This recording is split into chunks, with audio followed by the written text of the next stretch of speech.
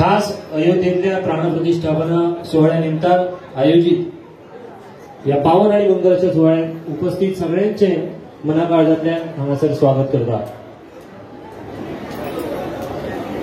नमस्कार मायबाप रसिक हो. विघ्नहर्त्या गणपतीला वंदन करून स्वामी समर्थांच्या चरणी लीन होऊन आणि प्रभू श्री रामचंद्रांना विनम्र अभिवादन करून आपल्या समोर सादर करत आहोत संक्षिप्त रामायण. प्रभू श्री रामचंद्रांच्या जीवनावर आधारित एक लघुनाट्य संक्षिप्त रामायण. यामध्ये भाग घेणारे कलाकार आहेत प्रभू श्रीराम प्रणव परब, लक्ष्मण चिन्मय जोशी, सीता रक्षा कामत, महारुद्र हनुमान निलेश वेर्णेकर, भरत नितीन आगारवाडेकर, शत्रुघ्न पवन नावेलकर, दशरथ आणि विश्वामित्र निलेश वेर्णेकर, राणी कौसल्या अमिता पेडणेकर, राणी कैकई सोनाली कलंगुटकर आणि सुमित्रा दिव्या बांदेकर, जटायू आणि साधू हितेश नागवेकर, सुग्रीव सोहम पाटणकर, विभीषण कांचन पेडणेकर, शूर्पणखा मनीषा तरफ, रावण प्रेमानंद आरोलकर, राजा सुहास शिरोडकर आणि वैभव सायनीकर, मारीच रंजन मांजरेकर. नेपथ्य सोपटे नाट्यभंडार पारसे, प्रकाश योजना प्रमोद मांजरेकर, लेखन आणि मार्गदर्शन परेश नाईक. तर आपल्या समोर सादर करत आहोत खास अयोध्येत होत असलेल्या प्रभू श्री रामलला प्रतिष्ठापना सोहळ्यानिमित्त आयोजित एक लघु नाटिका संक्षिप्त रामायण. राम आणि सीतेच्या विवाहाला आता 12 वर्ष उलटून गेली होती. राजा दशरथ आपला पदभार सोडून रामाला गाडीवर बसवू इच्छित होते. अशाच एका संध्याकाळी राजा दशरथाची दुसरी राणी कैकई आपली एक चतुर्दासी मंथरा हिच्या सांगण्यापासून राजाकडे 2 वचने मागायला लागली. जी वचने राजा दशरथाने एका युद्धादरम्यान राणी कैकईला दिली होती. आपल्या पहिल्या वचनामध्ये राणी कैकईने रामाला 14 वर्षांचा वनवास मागितला, तर दुसऱ्या वचनामध्ये भरताचा राज्याभिषेक व्हावा अशी मागणी केली. कैकईची दोन्ही वचने ऐकून राजा दशरथाला धक्काच बसला. परंतु वचनभंगाचं पातक मस्तकी येऊ नये या भयाने राजा दशरथ गप्प बसणे याखेरीज दुसरं काहीच करू शकले नाही.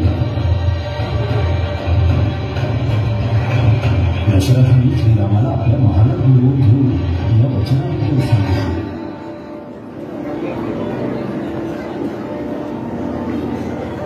प्रभू श्रीराम पितृभक्त होते. पित्याचे वचन वाया जाऊ नये म्हणून त्यांनी हसत हसत वनवास स्वीकारला. सोबतच सीतामाई आणि कनिष्ठ बंधू लक्ष्मण हेही त्यांच्यासोबत जायला तयार झाले.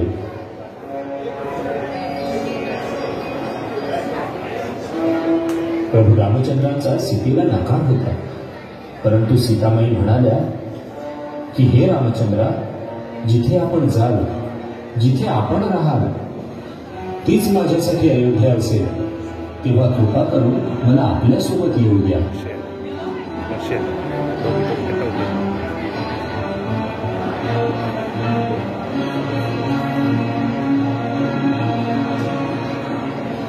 झाले. राम, लक्ष्मण आणि सीतामाई आपले राजवेश सोडून, वैकल्य नेसून अयोध्या सोडून वनात जाण्यासाठी सज्ज झाले.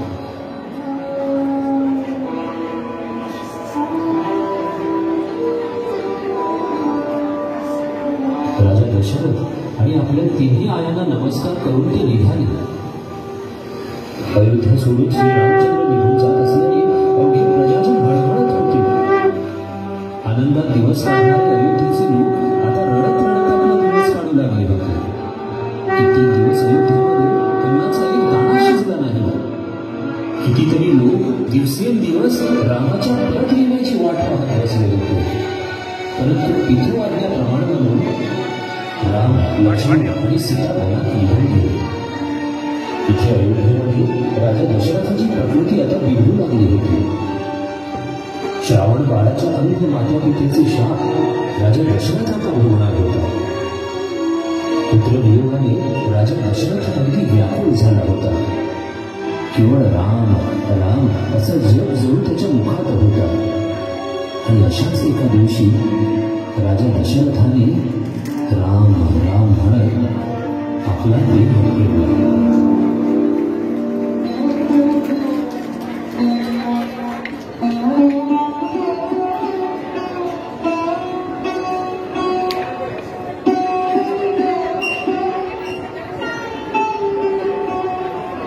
कालांतराने भरत, जो त्यावेळी आजोळी होता, तो अयोध्येत परतला. अयोध्येतली वार्ता खाली पडताच तो हळहळला.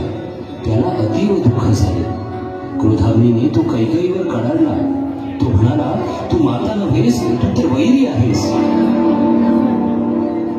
राजगादीवर बसण्यास भरताने साफ नकार दिला आणि भरत निघाला तो प्रभू रामचंद्रांना माघारी घेऊन येण्यासाठी.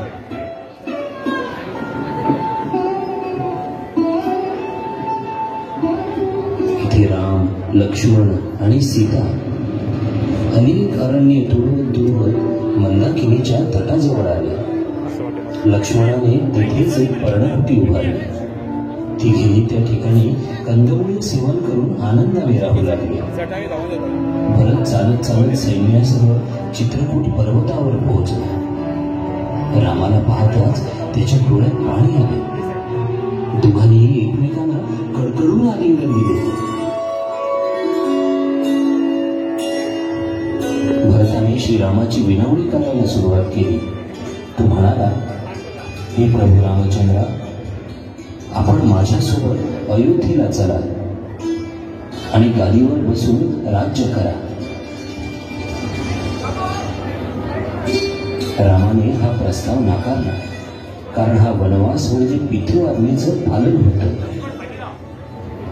भरत श्रीरामाच्या पादुका घेऊन अयोध्येला आला आणि त्या पादुका त्याने गादीवर ठेवून राज्य करू लागला. परंतु श्रीरामाच्या आठवणीशिवाय एक क्षणही जात नव्हता.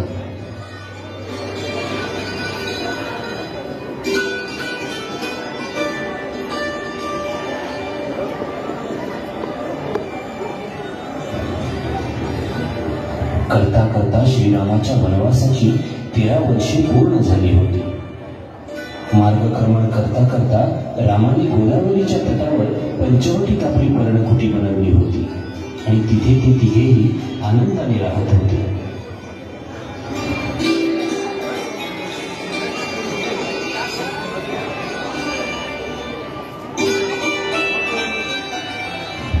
दिवस सरत असता एक दिवस शूर्पणखा नावाची राक्षसी, जी रावणाची सख्खी बहीण होती, ती पंचवटीत आली. या अपमानाचा बदला घेण्यासाठी शूर्पणखा सीतेला मारण्यासाठी आली होती.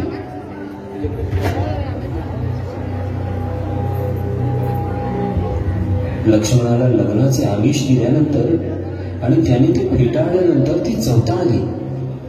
रागारागात लक्ष्मणाने तिचे नाक आणि कान कापून टाकले आणि ती लंकेला पळून गेली.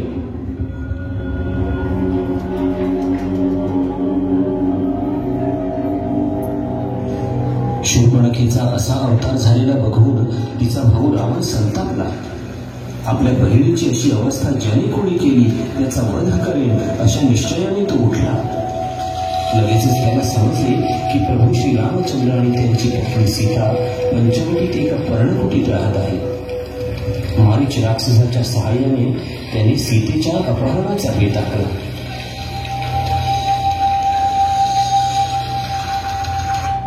मारीच राक्षसाने एका सुंदर सोनेरी हरणाचे रूप घेतले आणि पर्णकुटी समोर येऊन बागडू लागला. सीतेच्या दृष्टीला हरण पडले आणि तिला त्या हरणाचा मोह झाला. सीता प्रभू रामचंद्रापाशी ते हरिणच हवे असा आग्रह धरून बसली. स्त्री हट्टापुढे साक्षात रामानेही हात टेकले आणि प्रभू श्री रामचंद्र त्या हरणाच्या म्हणजेच मारीच्या राक्षसाच्या मागावर निघाले.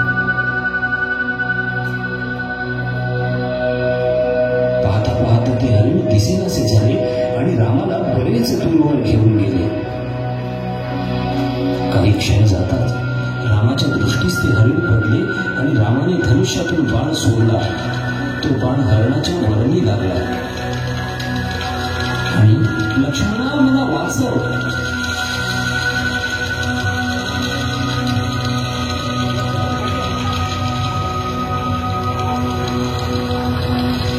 इथे सीता आणि लक्ष्मण हे घाबरून गेले.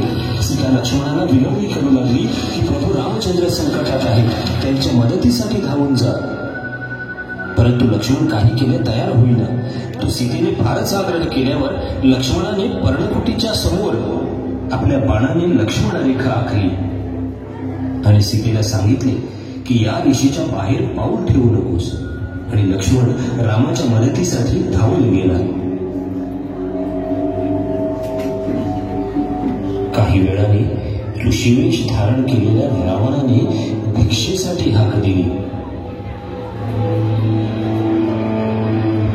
लक्ष्मण रेखा आखली असल्यामुळे रावणाला आत जाता येईना. त्यावेळेस त्यांनी बाहेरूनच आरोळी दिली. ती आरोळी ऐकून सीता बाहेर आली. हातात काही कंदमुळे होती, परंतु ती कंदमुळे घेण्यासाठी रावण काही केल्या हात येईना. सीता सुद्धा लक्ष्मण रेषा ओलांडायला तयार नव्हती. शेवटी रावणाचा राग अनावर झाला. तो म्हणाला, एका ब्राह्मणाला जर तुम्ही भिक्षा देऊ शकत नसाल तर तुम्हाला भयंकर शाप भोगावे लागतील. हे ऐकताच सीता घाबरल्यासारखी झाली आणि भिक्षा वाढण्यासाठी लक्ष्मण रेषा ओलांडून बाहेर आली. रावणाने तिला पकडून भरभटत ओढत पुष्पक विमानामध्ये बसवले आणि लंकेच्या दिशेने उड्डाण करायला लागला. हे पाहून अवघी सृष्टी हादरली होती. हे पाहता जटायू नावाचा एक श्रीराम भक्त सीतेच्या मदतीला धावला. युद्ध झाले. जटायूने रावणावर अनेक वेळा वार केले. भयंकर युद्धात रावणाने जटायूचे दोन्ही पंख कापून टाकले आणि विकट हास्य करत रावण सीतेला घेऊन लंकेच्या दिशेने रवाना झाला.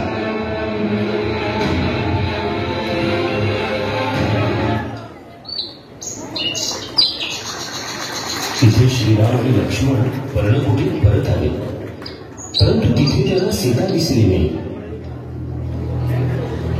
त्यांना समजून चुकले की इथे काहीतरी बिकट प्रसंग घडलाय. बाजूलाच कंदमुळे पडली होती. त्यामुळे त्यांचा संशय अधिकच वाढवला. त्यांनी चहूकडे शोधाशोध सुरू केली. शोध घेत असता वाटेत त्यांना जटायू सापडला. जटायूचे दोन्ही पंख कापले गेले होते, त्यामुळे जटायू रक्ताने डबडबला होता. जटायूने सारी हकीकत प्रभू श्री रामचंद्रांना आणि लक्ष्मणाला सांगितली आणि रामाच्या हातात त्यांनी प्राण सोडले.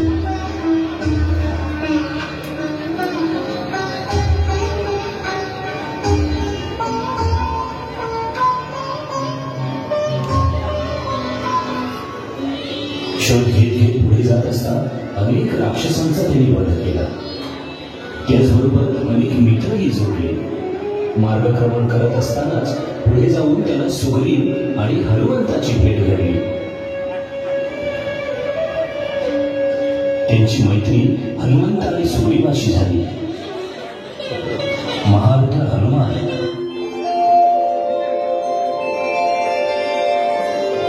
रामायणातील सर्वात महान नायक आणि सुग्रीवाच्या पक्षातील होते. हनुमंताच्या माध्यमातून श्रीरामाची आणि सुग्रीवाची मैत्री झाली. कालांतराने सुग्रीवाचा भाऊ वाली याचा वध करून रामाने सुग्रीवाला त्याचे राज्य स्थापन करून दिले.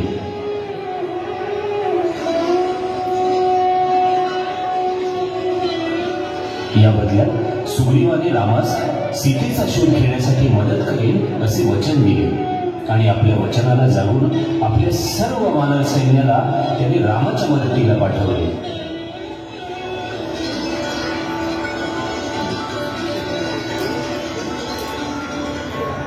अंगद आणि हनुमंताला जटायूचा मोठा भाऊ संपाती याने अशी सूचना दिली की रावणाने सीतामाईला लंकेत नेऊन अशोक वाटिकेत बंदिस्त करून ठेवले आहे आणि स्वतःबरोबर विवाह कर अशी विनवणी करत आहे.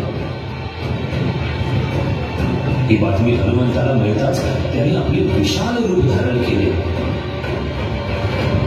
आणि समुद्रावरून उड्डाण करून बलभीम हनुमंत लंकेला जाऊन पोहोचला. लंकेला पोहोचताच हनुमंताने सीतेचा शोध घ्यायला सुरुवात केली. संपूर्ण लंका त्याने सूक्ष्म रूपात पालथी घातली. शेवटी अशोक वाटिकेत त्याला सीतामाईचे दर्शन घडले. राक्षस दासी तिकडे उपस्थित होत्या. या सर्व बाजूला झाल्यावर हळूच हनुमंताने सीतामाईला गाठले आणि श्रीरामाची मुद्रिका तिच्या समोर धरली.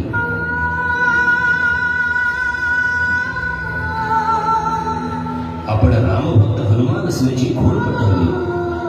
हनुमंताने सीतामाईला खूप विनवणी केली की तिने आपल्याबरोबर प्रभू श्री रामचंद्राच्या भेटीला जावे. परंतु सीतामाईने जाईल तर केवळ श्रीरामासोबतच असा आपला निर्धार व्यक्त केला. सीतामाई म्हणाल्या की प्रभू श्री रामचंद्र स्वतः मला घ्यायला येतील आणि अपमानाचा बदला घेतल्यानंतरच आपण समुद्र पार होऊ. हनुमंताने तिची गोष्ट मान्य केली आणि अशोक वाटिकेमध्ये नासधूस करायला सुरुवात केली.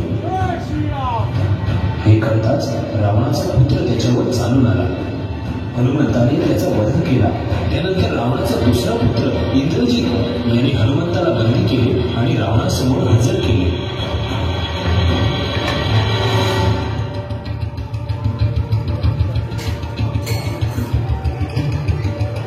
रावणाचा राग आता अनावर झाला होता. त्याने एक शूद्र वानर आहे असे समजून आपल्या सैनिकांना आज्ञा दिली की या वानराची शेपटी जाळून टाका.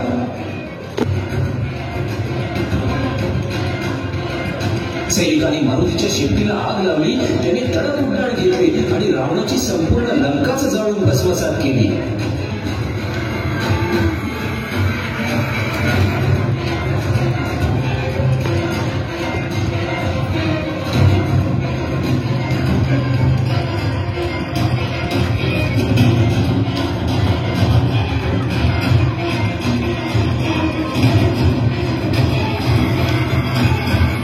समुद्रात आपली शेपटी विझवल्यानंतर पुन्हा हनुमंत किष्किंधा नगरीत दाखल झाला.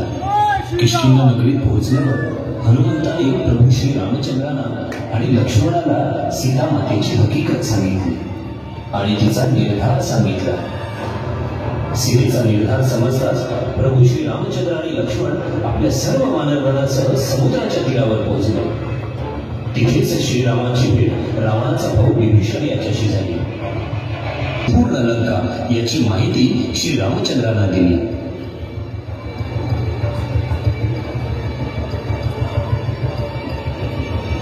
नल आणि नील या दोन वानरांच्या सहाय्याने पूर्ण वानर सेना मिळून समुद्रावर सेतू बांधण्याचा निश्चय केला आणि केवळ निश्चय करून थांबले नाही तर सेतू बांधायला आरंभ केला. परंतु समुद्राच्या पाण्यात टाकलेला प्रत्येक दगड समुद्रामध्ये बुडायला लागला. त्यानंतर प्रत्येक दगडावर श्रीराम असे लिहून ज्या वेळेस तो दगड पाण्यात फेकला, आश्चर्य म्हणजे तो दगड तरंगायला लागला. सेतू बांधारे, सेतू बांधारे, सेतू बांधारे, सेतू बांधारे, सेतू बांधारे सागरी, सेतू बांधारे सागरी, सेतू बांधारे सागरी.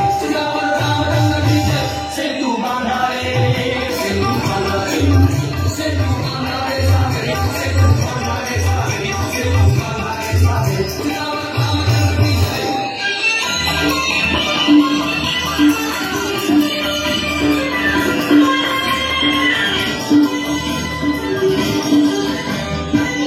सेतू बांधारे, सेतू बांधारे, सेतू बांधारे, सेतू बांधारे, सेतू बांधारे सागरी, सेतू बांधारे सागरी, सेतू बांधारे सागरी.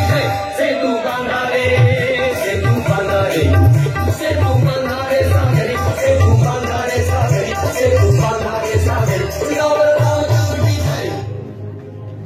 करता करता रामसेतू लंकेच्या किनाऱ्यावर जाऊन थांबला. लंकेत पोहोचल्यानंतर श्रीरामचंद्रांची वानर सेना आणि रावणाची बलाढ्य सेना यामध्ये घनघोर युद्ध झालं.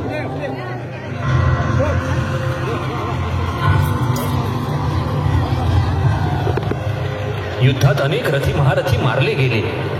एका महाघातक क्षणी इंद्रजिताचा बाण येऊन लक्ष्मणाला लागला आणि लक्ष्मण मूर्छित पडला. त्यावेळेस हनुमंताने द्रोणागिरी पर्वत उचलून आणला.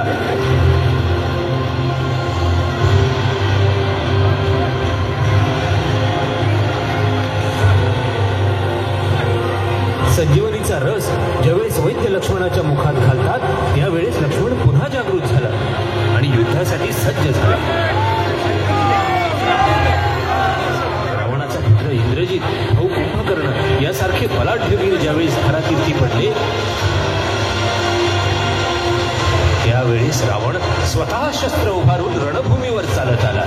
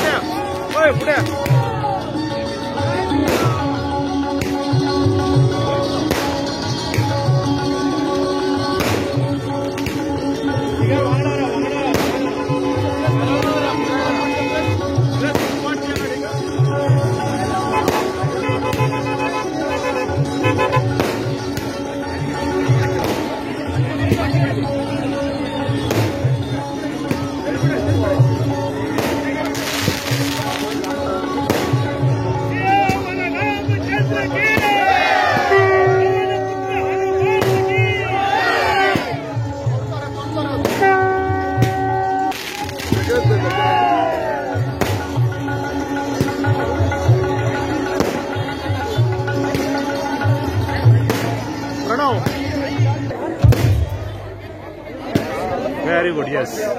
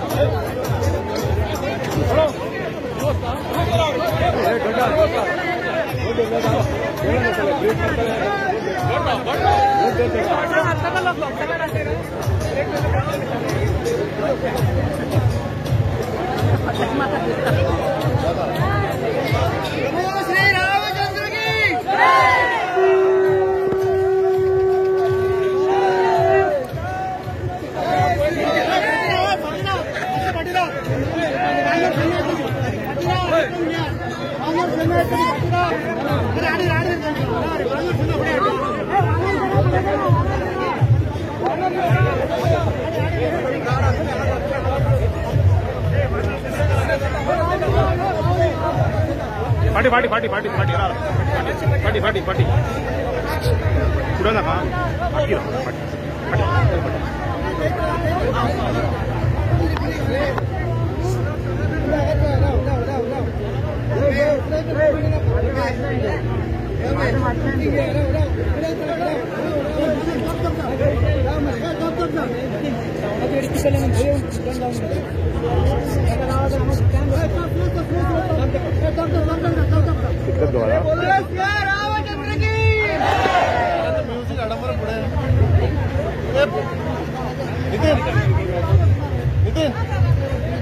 नितिन म्युझिक पुढे आड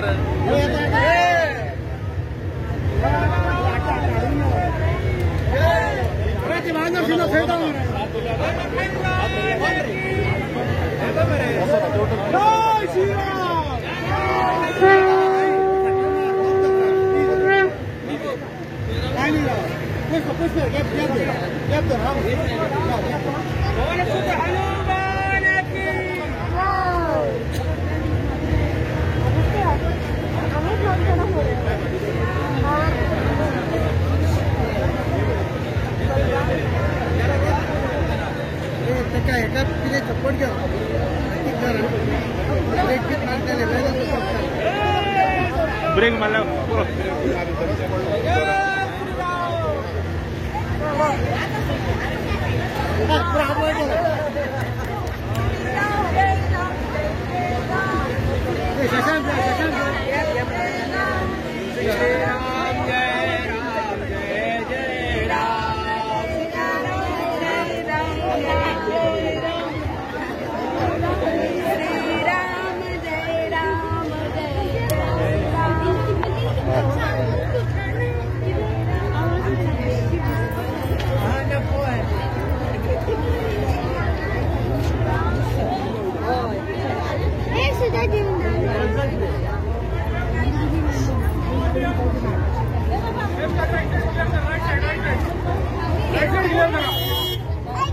क्लियर करा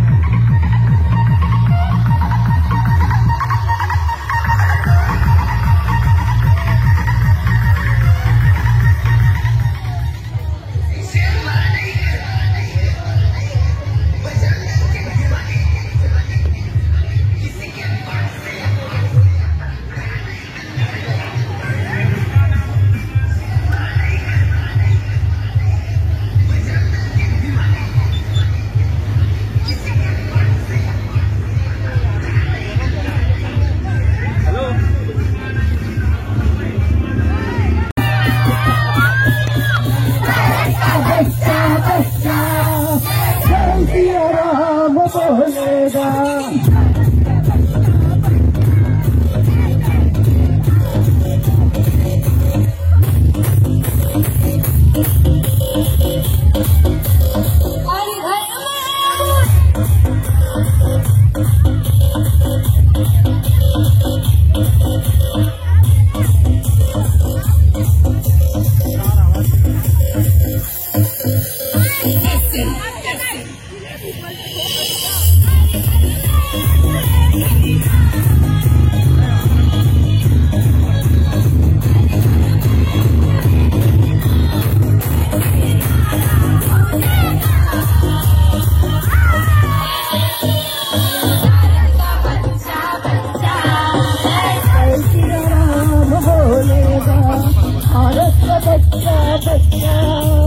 जय सिया राम बोलेगा।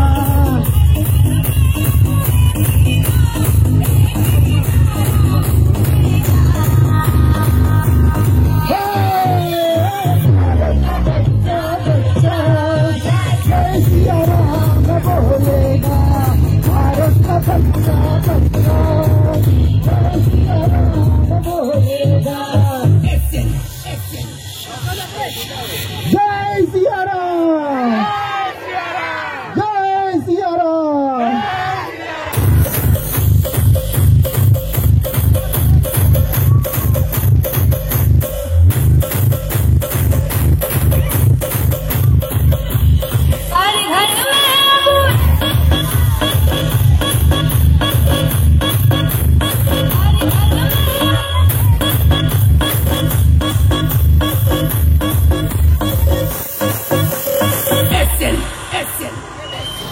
जय सिया राम।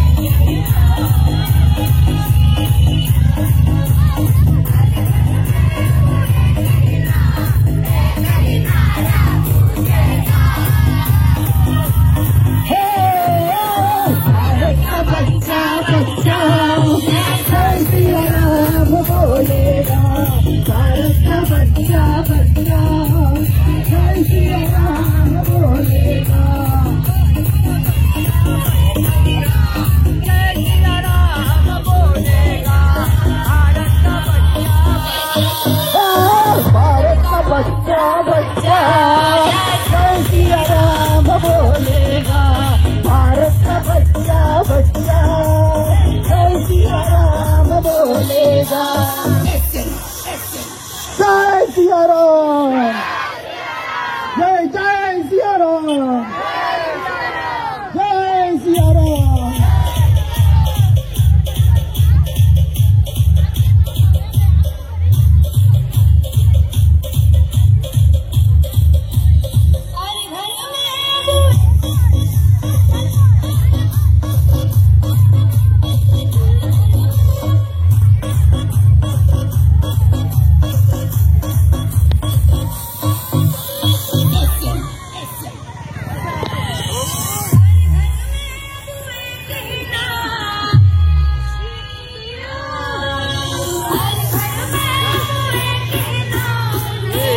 जय दीवान भारत का बच्चा बच्चा जय सिया राम बोलेगा। भारत का बच्चा बच्चा जय सिया राम बोलेगा। जय सिया राम, जय सिया राम, जय सिया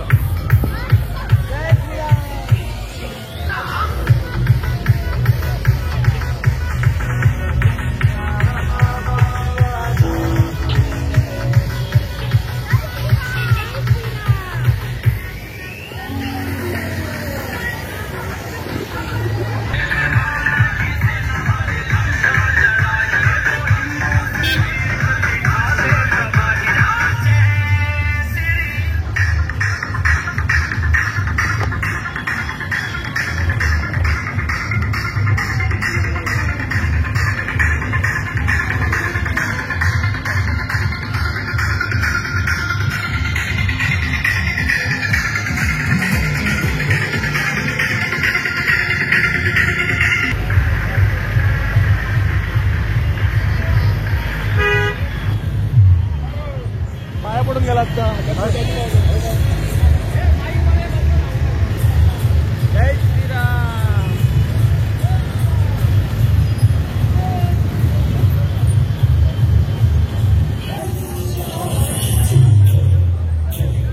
जय श्रीराम.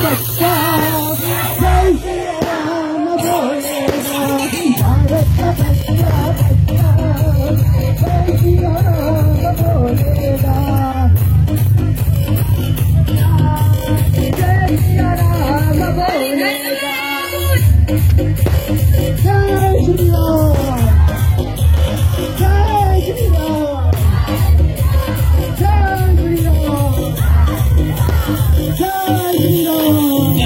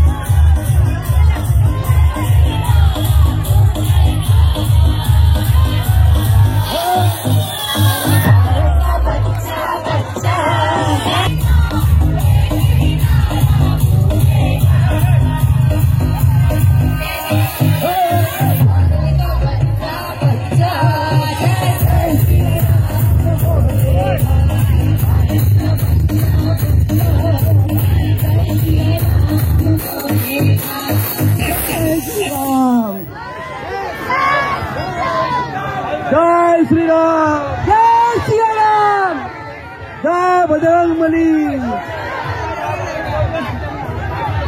बजरंगबली की. आता राज्याभिषेक पोवपाक लागून सगळ्या जाणांनी पुढे बसपाक घेवचे.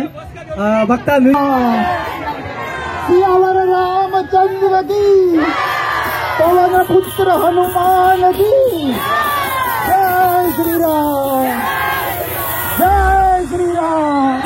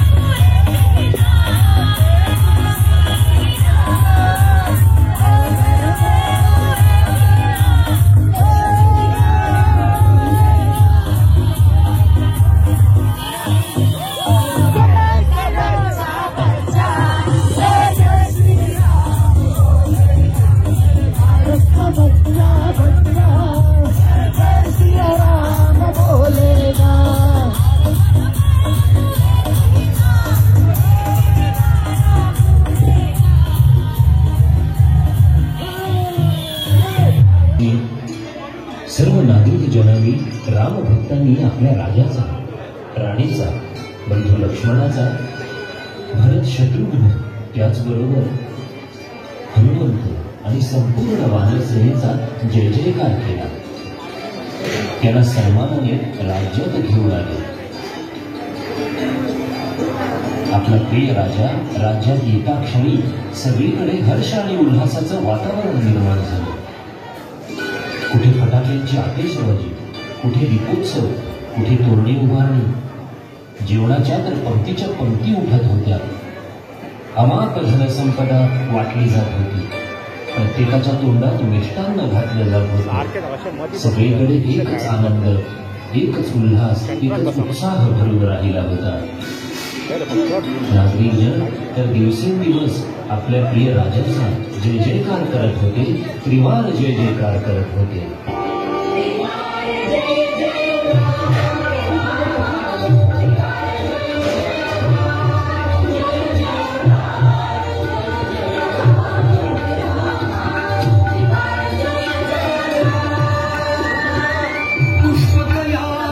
तुम्ही उतरले स्वर्ग सौख्य साकार, स्वर्ग सौख्य साकार. जय जयकार.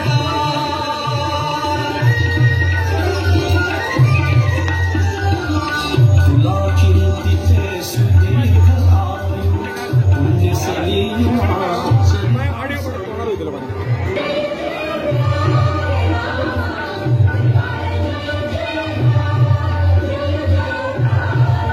White color, white.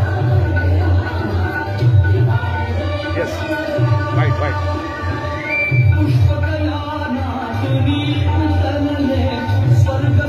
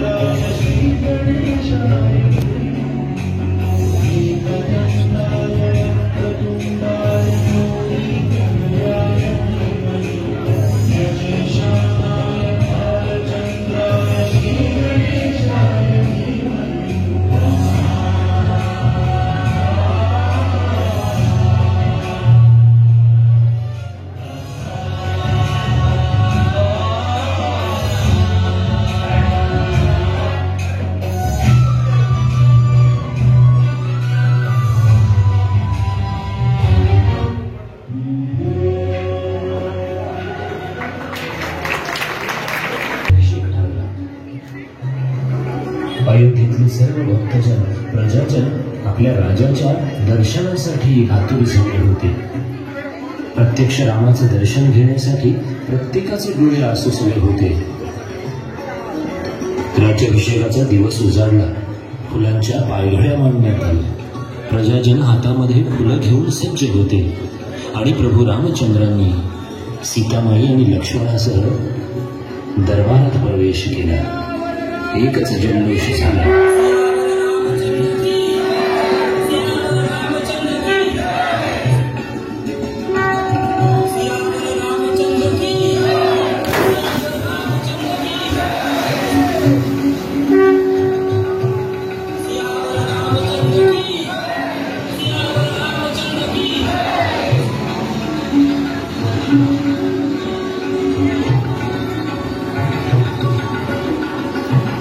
हर्षा आनंदाने रामावर फुलं घालण्यात आली.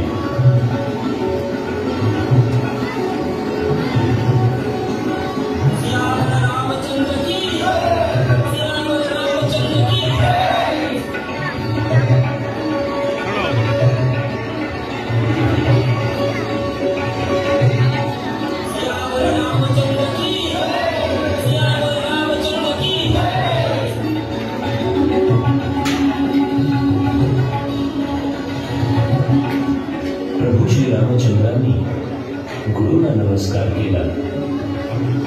दरबारातील प्रत्येकाला त्यांनी नमस्कार केला.